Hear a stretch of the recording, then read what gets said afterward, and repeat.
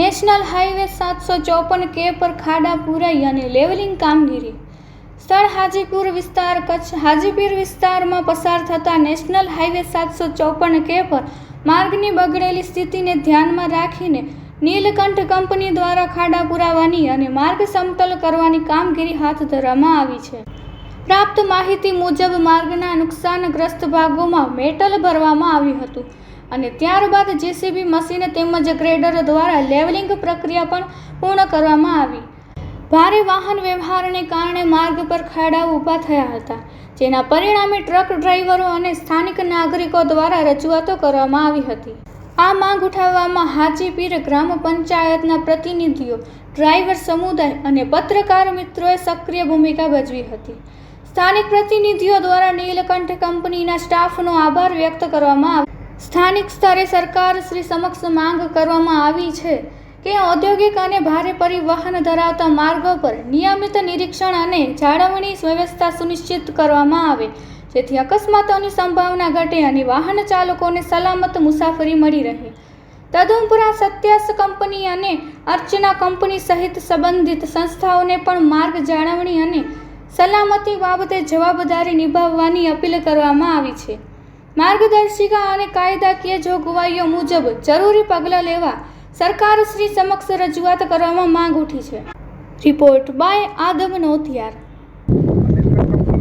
છે એ આવ્યું છે અને આ નેવલ કામ કરે અને આ રસ્તા ઉપર 3 કંપનીના વાહનો ચાલતા હોય છે, નીલકંઠ, સત્યસ અને અર્ચના. તો આ એક કોઈ ખાનગી કંપનીની જવાબદારી નથી આવતી. NH હાઈવે 754K કહેવામાં આવે છે. ત્યાં અહીંયા ઘણે બધું લખે છે. આ ધોરડો, ભીટારા, લુણા અને હાજીપીરને જોડતો વિસ્તાર કહેવાયો છે. આ બોર્ડરનો પણ વિસ્તારમાં આવે છે. અહીંયા કોઈ એમ્બ્યુલન્સ ઇમરજન્સી કેસ લઈને જતી હોય તો સમજી લો કે અહીંયા ફસાઈ જાય તો કેસ ખલાસ થઈ ગયા. અહીંયાના સ્થાનિકો બધા પીડિત છે, તમામ નાગરિકો અહીંયાના પીડા છે. કોઈ પણ આના ઉપર ધ્યાન દેવા નથી માંગતું. એટલે હું આમ નાગરિક તરીકે સરકાર પાસે આશા રાખું છું કે આની નોંધ લે અને આના ઉપર ધ્યાન દોરે. NH હાઈવે ઓથોરિટીને કે આની ઉપર નિરીક્ષણની ટીમ મોકલે, આનું નિરીક્ષણ કરે, આનું સર્વે કરે અને આ રસ્તાને તાત્કાલિક ધોરણે જે રીતે આનું કામ થાય એ રીતે કરે એવી તંત્ર પાસે માંગ. ના તો ખાવાનું, ના તો પીવાનું, કાંઈ ના તો. આ બીજા ભાઈ છે. ડ્રાઈવર ભાઈ, તમને આ રસ્તામાં શું તકલીફ પડે છે? ખાડા ઘણા છે, ગાડી પડી જાય છે. રાતના અમે 9 વાગ્યાથી સવારના અહીંયાથી 8 વાગે નીકળ્યા. રાતના 9 વાગે લાઇનમાં રાખી હતી ગાડી જમીને, બરાબર. આખી રાત પડ્યા હતા લાઇનમાં. હવે 8 વાગે અમારો આરો હવે ભરીને અમે જઈએ છીએ. બહુ તકલીફ, ખાડા ઘણા છે. હા, ગ્રાઉન્ડ 00 ઉપર છું. આ 754K નેશનલ હાઈવેની આ હાલત છે, આ પીડા છે. આની ઉપર અર્ચન કંપનીના હેવી વ્હીકલો હાલતા હોય છે, ફૂલ મીઠું ભરીને, જે પાર્સિંગ અનુસાર હોય એ પ્રમાણે. અને બીજું કે નીલકંઠ કંપનીના પણ ચાલતા હોય છે. તમે જોઈ શકો છો આ અત્યારે એક જ નીલકંઠ કંપની છે, એમણે આ મશીન મોકલીને આ રસ્તાને નેવલિંગ કરે છે. આ નેશનલ હાઈવે ઓથોરિટીની અંદર આવતો રસ્તો છે 754K. તો તમને કેવું છે લાગે? ખરાબ લાગે. હે, આ તો બનાવ્યું તમે, આ સારું છે. હવે આગળ ખરાબ છે. આ રસ્તામાં તમે હાલો છો, તમને કેટલી પરિસ્થિતિનો સામનો આયા કરવો પડે? બહુ ગંભીર હાલત છે ને રસ્તાની? બહુ ગંભીર છે ભાઈ. મારું નામ ઇદ્રીસ છે, ગામ છે મોટા લુણા.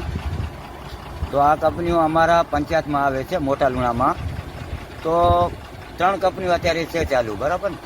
તો અમારે જે અહીંયા અટકાવ થાય, ગાડી ફસાય તો નીલકંઠ અમને કામ આવે છે. આજ સુધી ગમે ત્યાં ટ્રાફિક થઈ જાય તો નીલકંઠ મશીન મોકલે છે, બાકી બીજી કોઈ કંપની મોકલતી નથી.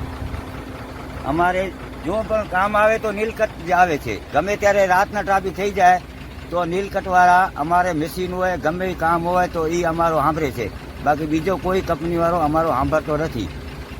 તમે ડ્રાઈવર છો, આ રસ્તાની હાલત શું છે ભાઈ? રસ્તાની હાલત બહુ ખરાબ છે. અમે કાલે 8 વાગ્યાના આવ્યા હતા, તે 8 વાગ્યાથી કરી રાતના નથી જમ્યા. હજી બપોરના જમવાનું જડશે કે નહીં જડે એ અમને નક્કી નથી. ને રાતના અમે 8 વાગ્યાના અહીંયા રાતના ફસાણા, આખી રાત જાગી ને સવારના ભરીને હજી અહીંયા બપોર સુધી અહીંયા પહોંચા જઈ એટલા 9 કિલોમીટર અંદર. આ ડ્રાઈવર ભાઈ છે. આ ડ્રાઈવરો ભાઈની તમામેની પીડા છે. મારું નામ લાલોભાઈ છે. આ તમામેનો હક માટે હું વાત કરું છું કે ડ્રાઈવરો અહીંયા ફસાય છે. અમારે અહીંયાથી કરી ફેરો પડે છે 30 કિલો. આ 341 નંબર હાઈવે છે, 60 કિલોમીટર. 754 કે આ નેશનલ હાઈવે છે, 341 વાળો. આટલા 60 કિલોમીટરનો રસ્તો બહુ અતિશય ખરાબ છે કે 10-12 કિલોમીટર ટ્રાફિક નીકળી જાય તો બધું એક ગામ માટે બંધ કરે છે રસ્તો. કલેક્ટર જાહેરનામું આપે છે, એક ગાડીનો 70 ડીઝલ વધારે 70-80 લીટર વધારે આવે છે અને એક ડ્રાઈવરને 48 કલાક લાગે. મેન્ટેનન્સ ક્યાં જાય બધું? અહીંયા 50 ગામડા હેરાન થાય. હાલે. શું નામ ભાઈ તમારું? મારું નામ અમરભાઈ.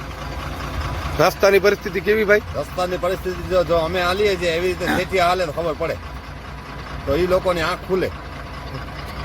હાલ હું આ ગ્રાઉન્ડ 00 ઉપર છું, 754 કે નેશનલ હાઈવે ઉપર. આ નેશનલ હાઈવે 754 કે આરેવા કહેવામાં આવે છે. આની અંદર 3 કંપનીના વાહનો ચાલતા હોય છે, નીલકંઠ, અર્ચન અને સત્યસ. હવે આ રસ્તાની એટલી બધી પરિસ્થિતિ ખરાબ છે, અહીંયા કોઈ ઇમરજન્સી કેસ નીકળવાનો હોય તો કેસ ખલાસ થઈ જાય, એમ્બ્યુલન્સ હોય તો એમ્બ્યુલન્સો ખલાસ થઈ જાય, પહોંચી ન શકે ક્યાં પણ માણસ અંદર હોય એમ્બ્યુલન્સ અંદર એ ખલાસ થઈ જાય અને ક્યાંય પણ તાત્કાલિક સારવાર માટે ન પહોંચી શકે. હવે એની અંદર એક જ આ નીલકંઠ કંપની એવી છે કે જ્યારે પણ કાંઈ પણ તકલીફ પડે છે ત્યારે હરામેશ બધાને સપોર્ટ માટે આવે છે અને આ રસ્તાનું જે કાંઈ પણ તકલીફ હોય, જે કાંઈ પણ પીડા હોય, તાત્કાલિક એના મશીન મોકલી અને નેવલિંગનું કામ પણ કરતી હોય છે ને બધું કરતું. આ તમામ જવાબદારી કાયદેસર NH હાઈવેની અંદર આવે છે. આ હાઈવે એની અંદર નીકળતો હોય છે અને બે આ સત્યસ અને અર્ચન કંપની છે એના વાહનો ચાલે છે, પણ આના ઉપર કાંઈ પણ નથી મેટલની સુવિધા કરાવી દેતી કે નથી કોઈ ડ્રાઈવર ભાઈઓને રાહતના પેકેજની સુવિધા કરાવી આપતી. આની તંત્ર નોંધ લે. આ ડ્રાઈવરોનો અવાજ અને ડ્રાઈવરોની પરિસ્થિતિ અને આ રોડની પરિસ્થિતિ તમે જોઈ હશે. રાષ્ટ્રીય ધોરીમાર્ગ જેને કહેવાય, આ રાષ્ટ્રીય ધોરીમાર્ગ છે. હવે એના આપણે આ કંપનીઓ 3 આવે છે, નીલકંઠ કંપની, અર્ચન કંપની અને સત્યસ કંપની.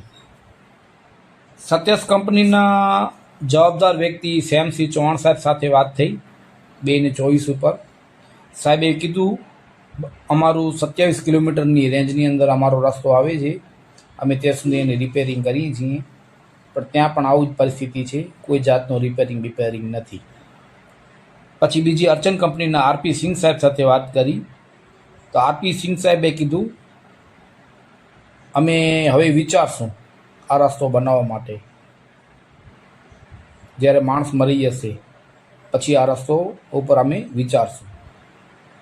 પછી અમારી ગ્રામ પંચાયતના સરપંચ પ્રતિનિધિ હાજી ઇસ્માઇલભાઈ સાથે વાતચીત થઈ. હાજી ઇસ્માઇલ સાહેબે કીધું અમે અવારનવાર લેખિત અરજીઓ પણ કરી છે, લેખિતમાં મૂક્યું છે, પણ નીલકંઠ કંપની વડાએ અવારજવાર અમને જ્યારે પણ આવી રસ્તો ખરાબ હોય છે અને મશીનરીની માંગણી મૂકીએ છીએ સાર્વજનિક માટે આ આપે છે અને રસ્તો બનાવી દે છે. તમે પણ પત્રકાર ટીમો તમે હાજર હતા, ડ્રાઈવરો આખી રાત સુધી અહીંયા પડ્યા હતા, police staff Hajipir police station પણ ત્યાં હાજર હતો. આવી રીતે અવારનવાર બને છે ત્યારે આપણે સૌ સાથે હોઈએ છીએ અને બધા ન્યૂઝની અંદર પણ આવી ગયું છે. જેને આજે સત્યસ કંપની અને અર્ચન કંપનીને જોવું હોય તો જોઈ શકે છે અને તમામ અધિકારીઓ પણ આના ઉપર ખરેખર ગ્રહણ કરે, નિરીક્ષણ કરે.